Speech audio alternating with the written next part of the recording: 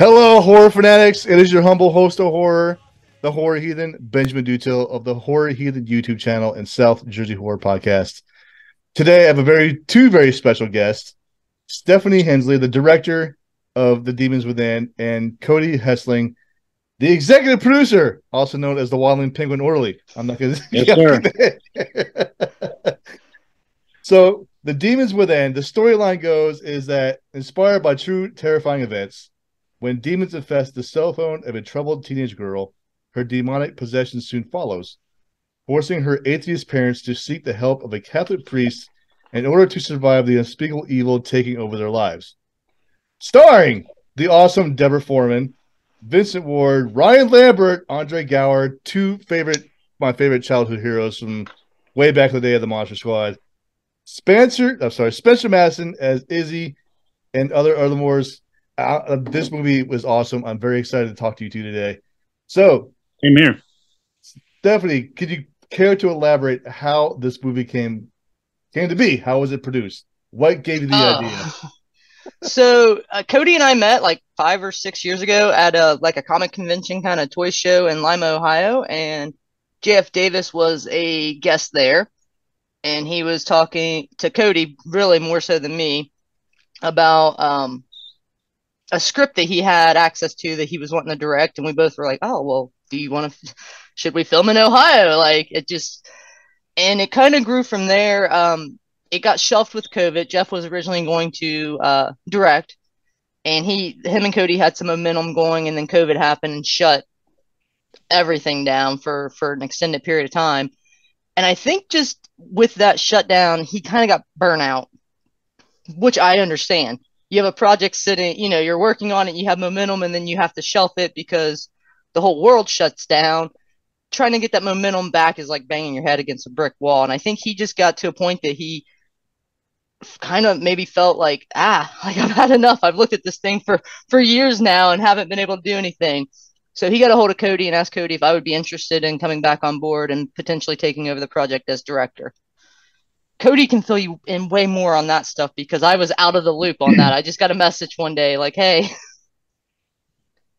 all bullshitting aside, do you want to direct this movie that you've been like thinking about for 5 years?"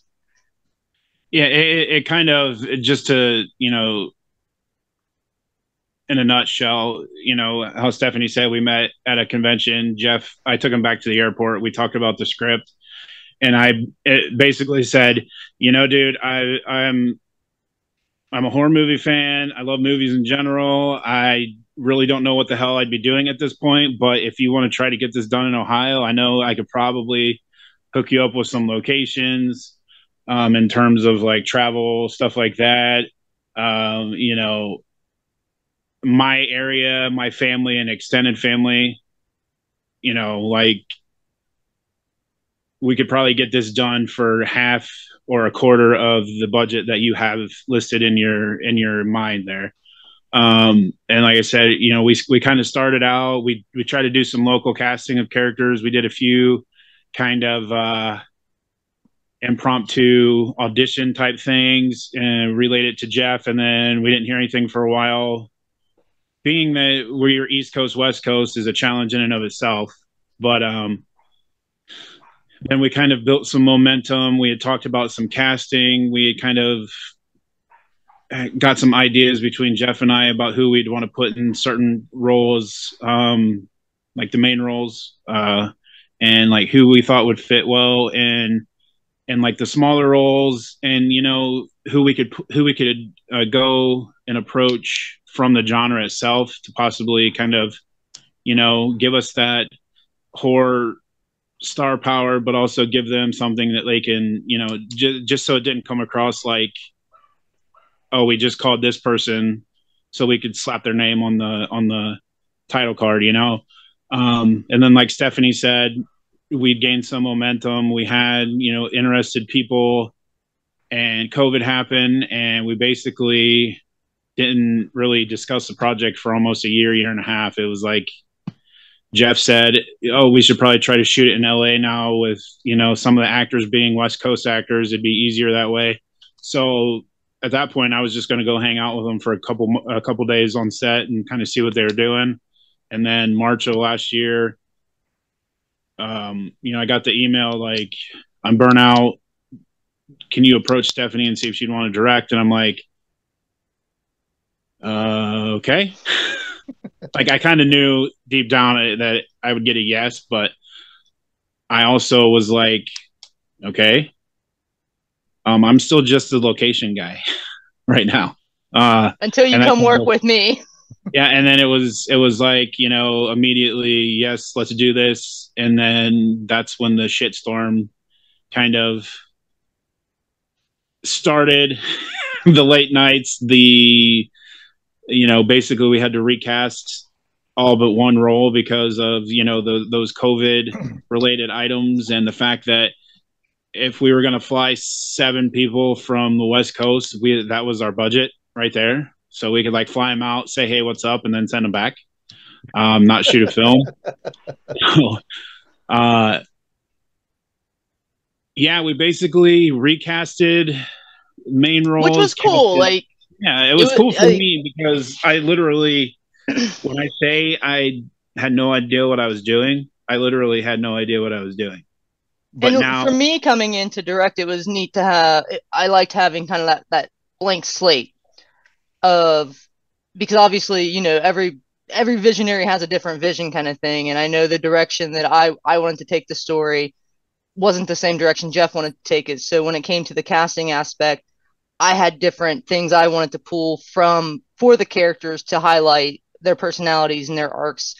And I don't know where Jeff landed on that because I didn't talk to him in depth on it, but it's just neat to be, especially when it's not your money, it's money that was already in the production. Like, here is a budget, make a movie, have fun, cast who you can afford, who you want to work with, who you see in these roles, and I think it benefited. 1000% gave me the opportunity to deliver the vision I wanted for the story. So, speaking of the cast, how were they chosen? I mean, was it easy or was it difficult? I think if Stephanie and I wouldn't have been married at the time, and obviously,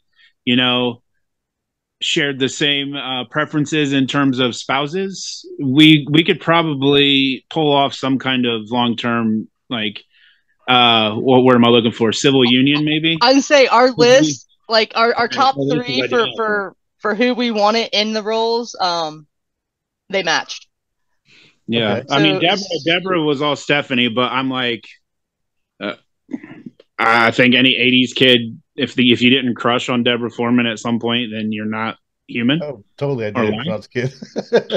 I'll be the first. Well, that was a big jump for me. I was like, there's no way this woman's ever gonna respond to this email, and she did almost instantaneous. And it was kind of surreal how it happened, because she's like, I've read stuff and I've been wanting to act again, and I've just not felt drawn to a project. But you as a person in this project, she's like, I can get behind it. So I haven't made a movie in a while. Let's make a movie. And a lot of it too. I mean, if we had enough time, we could go down the list of people we talked to, we got auditions from, but I think deeply, or a lot of the people that we contacted, whether it was Stephanie or myself or both of us, like, we're just like, hey, maybe we should, reach out to so-and-so. And she'd be like, oh yeah, I was thinking the same thing. So it kind of drew from like, for me, it was like, like with Ryan and Andre, Andre was just, for whatever reason, I got a bachelor's degree in writing and communications. And for whatever reason, the way I worded the email, when I basically dry emailed him, he said, nobody really does that. I'm like, oh, great. I just blew it. So he goes, however or just something about the way you sent the email about it. He goes, I just felt like, yeah, I'll take a look at it. And he read the script on a flight to a Monster Squad reunion convention type thing. And, there was more pieces to that puzzle, but, I think he still mentions every once in a while that he was just like, kind of not in awe, but like, me being clueless as to how a lot of things work sometimes helped us, because I just emailed him like, what's the worst he could do? Say no. And then it worked out. And then Yeah, Ryan, we're like, landed well, yeah. they have a, it was the 35th anniversary last year. So I'm like, it could be, we need this new role that we added to the script. Why don't we just see if Ryan will do it? Ryan's like, yeah. Yeah. He seemed like the other person just jump in for the hell of it. I mean, just because. Oh yeah. Yeah. I mean, well, they've done some, like, they did the Nerdist stuff together and they do the conventions together, but I don't think they've been on screen together other than that Nerdist podcast since Monster Squad. I know they got some stuff that they've done together since, but I don't know if anything had been put out up until that point when we started talking to them. So I'm just like, Deborah Foreman, not acting for over 20 years. My mom knows her from Valley Girl, but some of my horror friends, the first thing they think of, April Fool's Day, Waxwork. Like, yeah, you have, the Monster Squad. There's still tons of people that haven't experienced the glory that is the Monster Squad. But, over the last 10, 15 years, I mean, they use that movie in film schools now, in media classes, as like a footer for like how something can be panned 20 and 25 years later. There's a resurgence. Why it was such a cool picture for the time, stuff like that. So it was a combination of that and just our love for the movies in general, where I think we kind of did a lot of emails and stuff like that. But, I feel like in the end, the people that needed to be in those roles were in those roles. So it's just our love of the genre together, I think, kind of inspired people. Well, and not just with the larger known talent that was involved. Spencer, a fellow filmmaker, recommended Spencer, and as soon as I saw her audition, I was like, we can stop. I mean, there was questions on, not from other producers were worried about her tattoos and stuff, since Izzy is a senior in high school. But I was like, man, I'm telling you, this is just going to be a missed opportunity if we don't snatch this kid up right now. Like we can work around, we can put her in long sleeves in August if that's your biggest concern, because like this is talent that deserves, like, I knew, and like the dedication that she had with what she put into developing the character and pre-production was, it was all her. I didn't direct that girl. I can't take no credit for what Spencer did in that film. That was all Spencer, which was refreshing, because then I had the opportunity to work with the other talent to get them where I wanted them to be or where they needed to be. So it was nice having someone carry that, is essentially your entire film, and you don't have to worry about it. Like, you just know they're going to do what they're supposed to do. Shane Thompson, he was another kind of unknown. I'm the creepy woman that stalked that young man. He kept popping up on the people you might know, and I was like, God, he just has a cool look. And I saw that he was an actor from Columbus, and I just sent him a message. I was like, hey, man, I'm an old lesbian and I'm married, but I was scamming on your profile. Is there any way I can get you to shoot me an audition for this film? Because I just really like your look. He has that wholesome boy next door kind of appeal to him. So everything just came together with the cast, with the locations. We've said it from the beginning, like it was meant to be. It was meant to come back to Ohio. I kind of feel like we made the impossible with the budget we had, and we shot it in 11 days. It was just, I look at it and I'm like, it shouldn't be what it is. I'm so proud of what it is because of what we had going into it. Yeah, and sure. It was everyone involved. I agree 100% because, like I said, after watching the movie, I was like, "This is gonna be a fucking fantastic movie." I mean, it's gonna go big. So, especially with the cast that you had, the way it was directed, the way it was produced, it was phenomenal in my opinion. So, and it's not a traditional horror film. I think that it's a subgenre that will appeal to people who don't like the jump scares and the nudity and the over the top gore. Like it has the horror elements for the surface entertainment, but there's so much more to it in the story and the delivery that it's cerebral in a sense of anyone who's struggled with mental health or even mania being a teenager. I mean, we've all had those moments of just isolation and sadness, even when the world was actually okay. I think it's something that people can watch and say, okay, I've been that sad or that depressed or that where I just felt completely isolated from the world.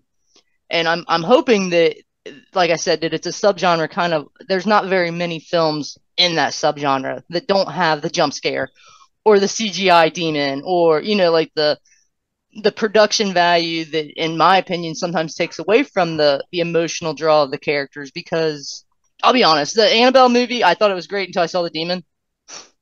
As soon as they showed the demon, I was like, what the hell did they just do? They just fucked up this entire movie for me. Like, the atmosphere was good and everything, and then they showed this demon thing, and I was like, man, the doll should have just been floating. I did not need to see this cheap ass looking like demon thing in the background. It took me out of the film and out of the story. So we wanted to stay away from that. Go ahead. Yeah, to add to that, like when we had talked about it, like, there were certain things in the script that were like, this might be a little. Oh, I cut out the nudity. There was nudity. Yeah. I cut it. Yeah, and for me, like, I'm a fan of like Joe Bob Briggs, and I watch his stuff, and it's always blood, or what is it, blood beast or blood breast and beast or something like that. Yeah, Triple B. I know what you're talking about. Yeah, you know exactly what I'm talking about. I'm a fan of that stuff. I like the 80s stuff, but like for me, it's like, I've talked to a couple people who have like watched the film and just hated it. And, it comes with the territory, obviously, but then you look at their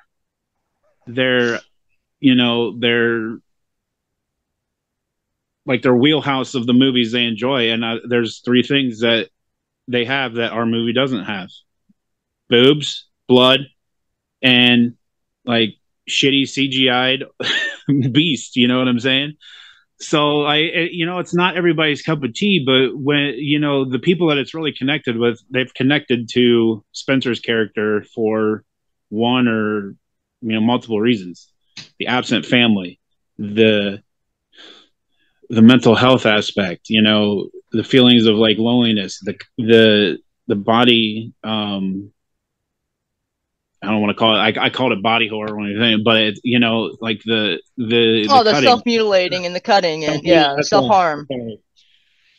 So the fact that people are picking up on that, I think if we would have thrown some boobs in there and stuff, they wouldn't. We wanted it to be a character, a story driven movie. Yeah, absolutely. Yep. You can. I'm okay with people not liking it. I'm proud of it. Man too. Man too, because you get to a point where I'm my own biggest critic. So if somebody doesn't like something I do, sometimes I beat the shit out of myself for it. But you can't. One thing I've learned is you can't be thin-skinned in this. Oh no, there's too many. Yeah, the movie making industry is so full of egos and drama and just kind of a plethora of bullshit from all angles. Like when people find out I make movies, friends, family, anyone, they're like, "Oh, porn." I'm like, no, porn does not make money anymore because of Pornhub. Move on. Right, so, it's free now. Yeah, like it's free. I'm not gonna make movies for nothing. But slashers are the same. There's so many of them that people. It's hard to get them picked up. Number one. And it's hard to get them noticed because there's so many. You can make a really good slasher film and it completely get missed because there's so many coming out. And the other thing too is I think people, and this isn't just the horror genre in general or the supernatural, but people for years have been bitching about people remaking films and there's no originality anymore. But then when people do something original, other people shit all over it. So I'm just like, it's not going to be, if you have to give props where they're due. And like, our movie isn't perfect. Yeah, if you want to watch it with a fine tooth comb, there's going to be things you see that you don't like. But, watch it for the fact that it was a $30,000 film shot by 6 people in 11 days at 3 locations in a small ass town in Ohio. That was that filled casting role. Like my entire fucking family is in this movie in one way or the other because we didn't have budget to hire like extras for the day and stuff. Well, so definitely, it's the elements of the movie is what makes the movie.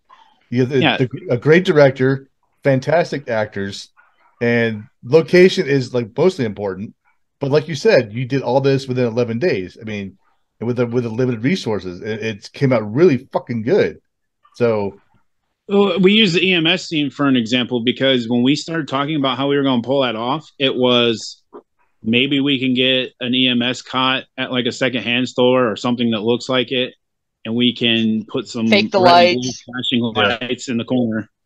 And, you know, that's where my brother came in. My brother, like I said, was clutch when he needed to be. And we give him shit because we're like, man, we're going to need $3,000 for the budget. And even now we still give him shit for it. But he's more of a social butterfly locally than I am. So we used him for his connections locally.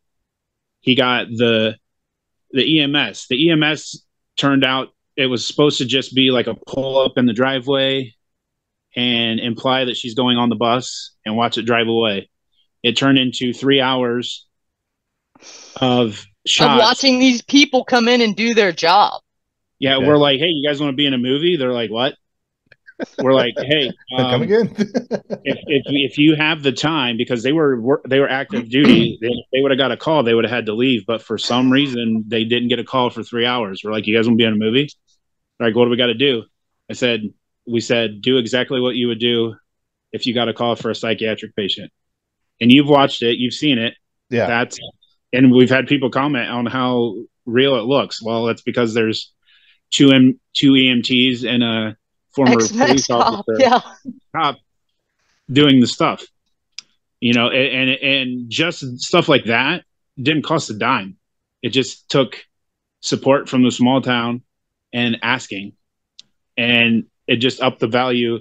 I mean, it beats the hell out of, you know, red and blue flashing lights and a shitty hospital cot, you know? Right. I mean, so, and that was one of the benefits of working in a small town, and because it's never been done around here before. You know, there's been some cool stuff it's happened here over the years, but Cody, you are a long-winded motherfucker. I am. I'm sorry. I'll shut up. If my wife was here, she'd say the same thing. All I'm saying is that the benefit of shooting in a small town was just more than, you know, I mean, it saved us money, but it also helped us lift production value with the budget we had. And cut scene. I'm done. Well, this movie definitely put you guys on the horror map. So, especially being my favorite subgenre, I love possession films. I can't get enough of possession exorcism films.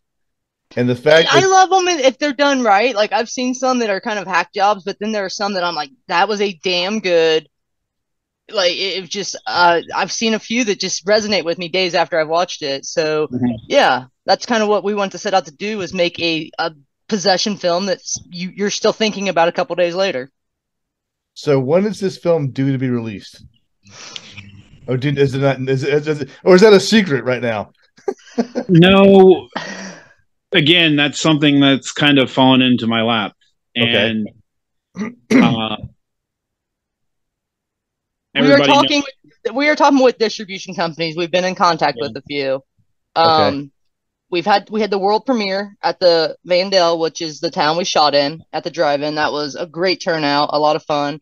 At the end of July, we have an event in Media, Pennsylvania, which you're coming to, right? Yes, I will be there. So that should be a lot of fun.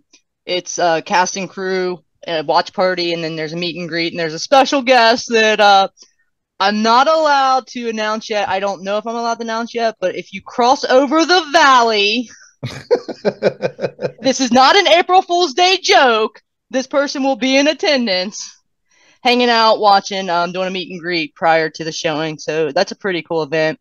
We're trying to do the festival circuit, but distribution, it's hit or miss. It's not, people aren't out for the little guy. They're really not. And the ones that are sharks in the water, and I'm saying that just in my limited, like I said, I've talked to 8 companies, and I've, you know, the first thing I was told by multiple people was, if they want a retainer, move on. And some of these places, like, you talk to them and they're like, oh, your film's great. And I just want to be like, so what happened at the end of the movie? Because I know you didn't watch it.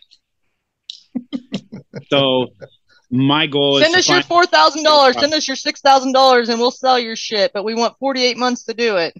Yeah, it's like those scam callers who call the elderly and like, if you send us $5,000, we'll send you 50,000. It's like bullshit. No, yeah. But yeah, so it's hard to navigate. There's a lot out there of just no one's looking out for the little guy. It's hard to get an indie film launched with a decent distribution deal, and we're in a position that we could take it on the road and make 30 grand by doing it ourselves if we have to, but we're done. we don't want to. I'm ready to do a rom-com. Well, I hate to do this to you, but I got to start wrapping this up. Time is almost out. Good deal. It's been an absolute pleasure talking to you two. It's because Cody's so long-winded. I know, it's my fault. No judgment, no blaming anybody here, but thank you so much for joining me today. I really do appreciate it. Yeah, it's been great, and I'm looking forward to seeing the showing in media. I'm definitely going to be there. Oh yeah, I want a hug and a sticker. You shall get one. Okay. Yes, my life is complete. All right, guys. Thanks a lot. Have a good day. Appreciate it. It was great talking to you. You too. All right, man. We'll talk to you later. Bye.